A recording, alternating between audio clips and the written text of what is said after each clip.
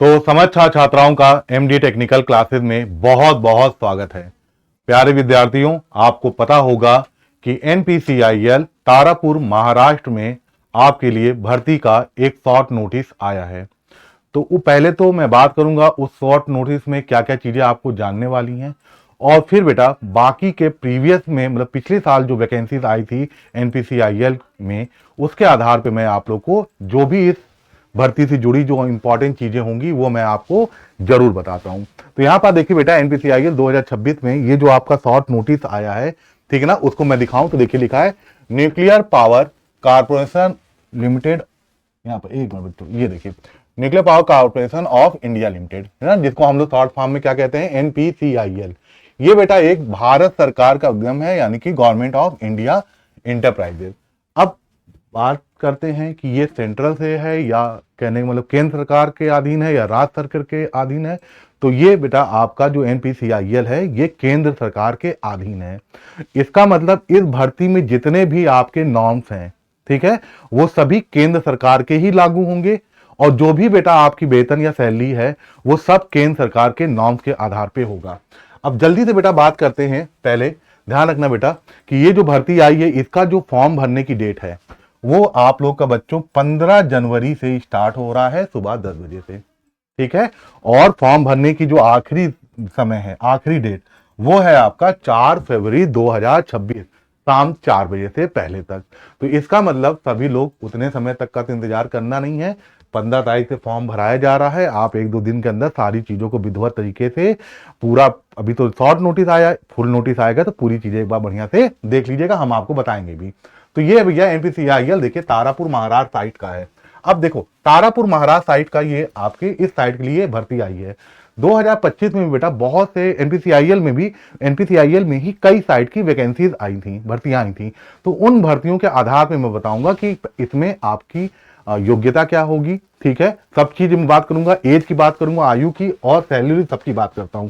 पहले देखो ये नोटिस में यहां पर देखिए आपकी, मैं दो वैकेंसीज आपको दिखाना चाहता हूं। पहला जो इंपॉर्टेंट है यहां पर देखिए, जो बच्चे आईटीआई के हैं, यहां पर देखिए लिखा stipendiary trainees oblique technician, STTN category second की, ये जो है जिसको हिंदी में बेटा वैतनिक प्रशिक्षु तकनीशियन, है ना, एसटीटीएन श्रेणी सेकंड। ये जो देख रहे हैं इसमें जो वर्तमान में वैकेंसीज हैं, यहाँ पर देखिए तो कैटेगरी वाइज आपकी वैकेंसी दी है। टोटल जो वैकेंसीज है करंट में वो है बेटा, यहाँ धुंधला दिख रहा है, टोटल वैकेंसी है 83 वैकेंसीज हैं।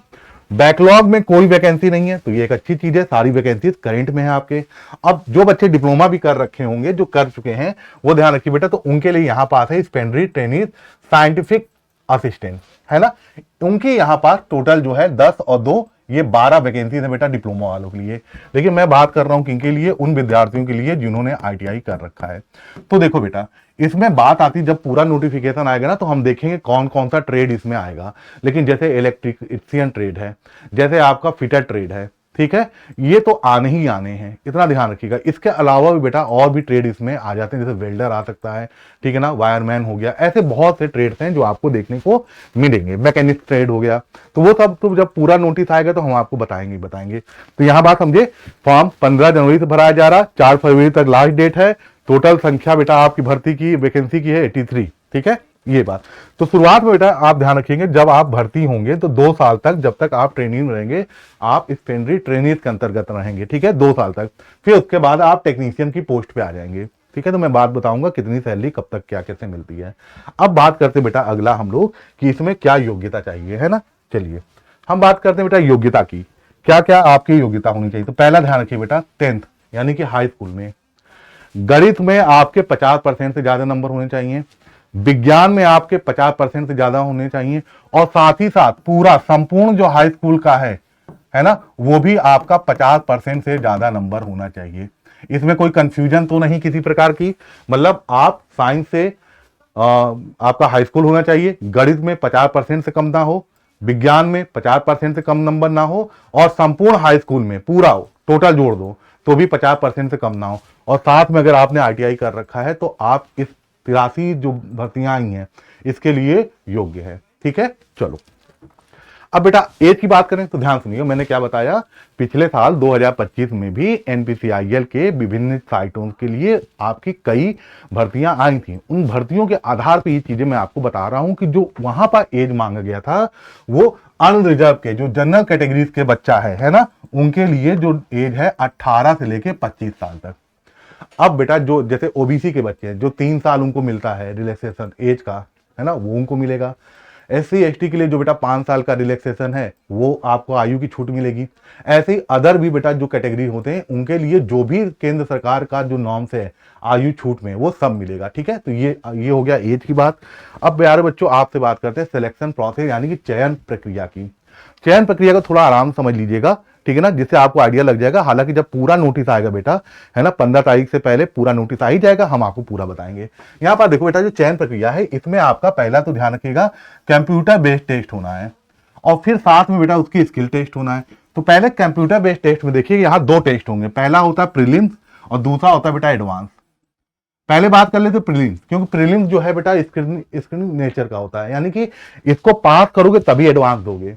तो प्रीलिम्स में आपको सिर्फ नॉन टेक्निकल आता है। नॉन टेक्निकल कौन कौन सा सब्जेक्ट आएगा, गणित आएगा, साइंस आएगा और जी आएगा, जनरल स्टडी, है ना, जिसे आप जनरल अवेयरनेस भी कहते हैं।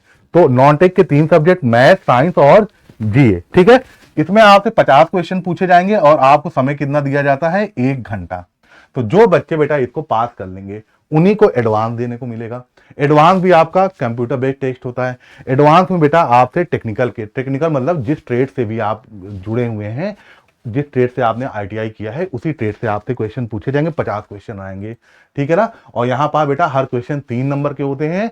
सही करोगे तो 3 नंबर मिलेगा, गलत करोगे तो 1 नंबर कट जाएगा। ये पुराने जो था उसके आधार पर हम आपको बता रहे हैं। तो ये हो गया बेटा चयन प्रक्रिया। अब बात करते हैं बेटा वेतन क्या होगा, है ना, वेतन की बात जल्दी से बता दें। तो वेतन की बात करें, देखिए पहले 2 साल तक तो आप लोग ट्रेनीज रहेंगे, मतलब ट्रेनिंग में रहेंगे। तो जो पहली साल होगी, फर्स्ट ईयर, पहला साल आपको बेटा मिलेगा 20,000। फिर जो दूसरा साल आपका रहेगा उसमें आप पाएंगे 22,000।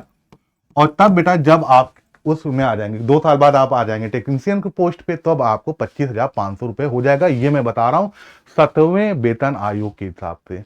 आप सभी को पता है बेटा कि 8वां वेतन आयोग लगने वाला है और सबसे पहले बेटा अगर 8वां वेतन आयोग आएगा तो वो केंद्र कर्मचारियों के ही पाले में आएगा।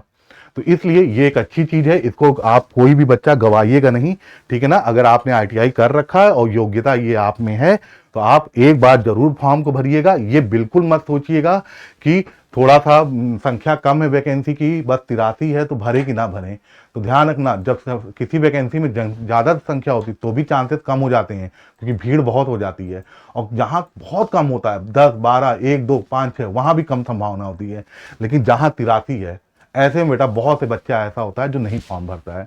तो आप ये गलती ना करिएगा। जब एनपीसीआईएल तारापुर महाराष्ट्र की जो पूरा नोटिस आएगा, है ना, वो मैं आपके सामने लेके आऊंगा। इसको तैयार कैसे करना है, इसकी तैयारी कैसे करनी है, आपको नॉन टेक्निकल को कैसे हैंडल करना है, कैसे उसको पढ़ना है ना, गणित पढ़ना है, साइंस पढ़ना है और जनरल अवेयरनेस पढ़ना है, और फिर टेक्निकल की कैसे तैयारी करनी, वो सब हम लोग आपको बताएंगे। ठीक है, तो तब तक के लिए थैंक यू वेरी मच।